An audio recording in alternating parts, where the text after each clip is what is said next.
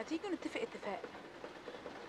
تعالوا نتفق على ان كفايه حزن، كفايه اكتئاب، كفايه ان احنا حاشرين نفسنا حرفيا في زون مش حلوه، زون حطانا دايما في جو اكتئاب وجو حزن وجو قرف. طب ليه؟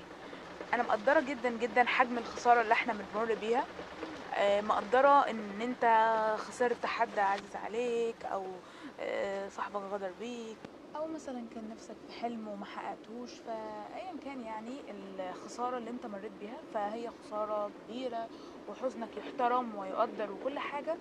بس الفكره ان بجد كفايه، كفايه زعل، كفايه حزن، كفايه اكتئاب، كفايه انطفاء، كفايه فقدان شغف، كفايه. الحياة حلوة والحياة جميلة والحياة فيها حاجات كتير جدا تتحب، وفيها حاجات كتير جدا تعيش عشانها، مش علشان خاطر خلاص بقى فقدت حاجة يبقى خلاص نفقد كل حاجة. عامة دي سنة الحياة، يعني القوانين بتاعة الحياة أو الطريقة اللي ربنا خلق بيها الدنيا، إن في حاجة اسمها أخذ وعطاء. فزي ما أنت بتاخد لازم في فترة يتاخد منك، يعني زي ما أنت بتمتلك حاجات في نفس الوقت لازم تفقد شوية حاجات.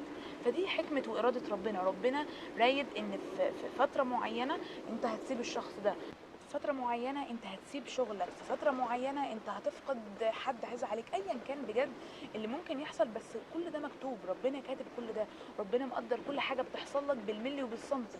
طيب يا سيدي، انا مؤمن وعارف الكلام ده كله، ومؤمن بقضاء الله وقدره، بس انا زعلان.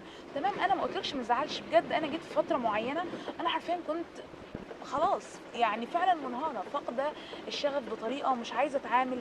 بس انا بكلمكم دلوقتي من واقع، يعني انا جاي لكم من الماضي اهو داخله على المستقبل، بقول لكم ان بجد الحياة بجد حلوة، والحياة ما بتقفش، والله ما بتقف على حد.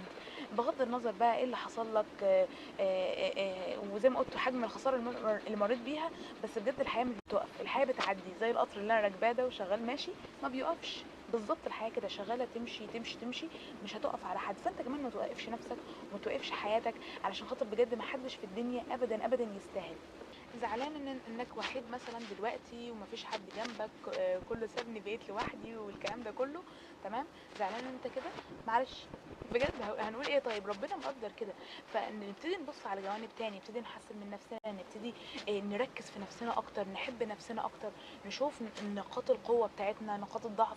طب احنا كنا وحشين في ايه؟ طب احنا مثلا ايه عيوبنا اللي ممكن محدش يتقبلها؟ ايه مميزاتنا؟ نبتدي ندرس نفسنا كويس جدا، ونقعد مع نفسنا قاعده. كفايه زحمه الناس وكفايه الناس حوالينا، لا اقعد كده مع نفسك وركز، شوف ايه الحاجات اللي بتحبها ابتدي اعملها. حرفيا انت لما تبقى لوحدك هتلاقي نفسك اصلا بتركز في حاجات، وبتلعب رياضه، بتقرا كتب، هتلاقي وقت كتير جدا لنفسك. وبجد نفسك هي اولى حد، اولى حد تديه الحب والاهتمام.